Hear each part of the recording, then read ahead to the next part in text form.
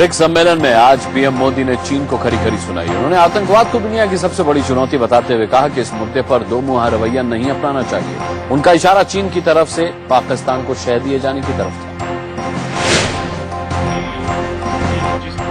PM Modi ने BRICS के मंच पर चीन को बड़ी नसीहत दे डाली। सामने बैठे चीनी राष्ट्रपति शी जिनपिंग से मोदी ने इशारों में कहा कि आतंकवाद के मुद्दे पर दो मुंहा रवैया गलत है, ये नहीं चलेगा। हमें एक होकर के इसके विरुद्ध लड़ना चाहिए।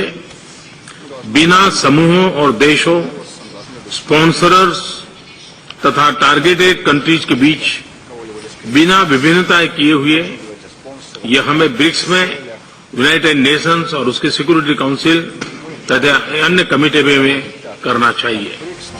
दरअसल मुंबई हमले के मास्टरमाइंड ज़कीउर रहमान लखवी को पाकिस्तान में रिहा किए जाने पर भारत ने संयुक्त राष्ट्र संघ के प्रतिबंधों से जुड़ी समिति के सामने इस मुद्दे को उठाया था।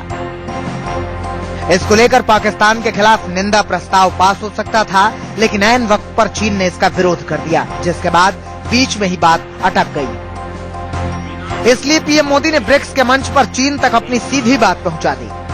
उन्होंने दो टूक कहा कि जब तक आतंकवाद जैसे मसले का समाधान नहीं होता, तब तक विकास और व्यापार के मुद्दों पर बात ज्यादा आगे नहीं बढ़ेगी। शांति और स्थिरता सामाजिक और आर्थिक विकास की नींव है।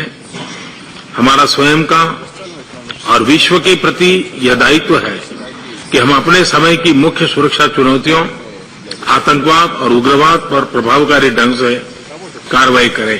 पीएम मोदी ने संयुक्त राष्ट्र सुरक्षा परिषद में सुधार का मुद्दा भी उठाया। इसके पहले प्रधानमंत्री ब्रिक्स बिजनेस काउंसिल के मीटिंग में भी शामिल हुए और सभी सदस्य देशों के बीच व्यापार बढ़ाने और क्लीन ऊर्जा के क्षेत्र में बड़ी साझेदारी पर जोर दिया।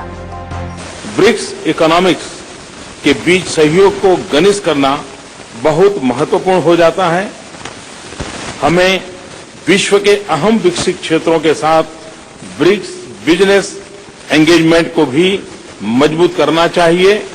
प्रधानमंत्री नरेंद्र मोदी का ब्रिक्स देशों को संदेश बड़ा साफ था, मिलकर कदम बढ़ाना। ब्रिक्स देशों में दुनिया की 44% आबादी बसती है। दुनिया की जीडीपी में वो 40% की भागीदारी रखते हैं। साथ ही दुनिया का 18% व्यापार यहाँ पर होता है। जाहिर सी बात है, अगर ये साथ हो जाए तो क्या न कर लें। कैमरामैन अंकुर खंडेलवाल के साथ दीपक चौरसिया, उफा, इंडिया न्यूज। अंदर की बात यह है कि पीएम मोदी के चीन पर सवाल खड़ा किए जाने के बाद वो भी पलटवार में पीछे नहीं रहा। चीन ने कहा कि ज़कीउर रहमान के मुद्दे पर उसने जो भी किया वो निष्पक्ष रुख था। उसने तथ्यों और सबूतों के आधार पर फैसला लिया और इसमें किसी तरह का पूर्वाग्रह नहीं था। साफ है कि भारत के कड़े तेवर दिखाने का चीन पर कोई असर नहीं था।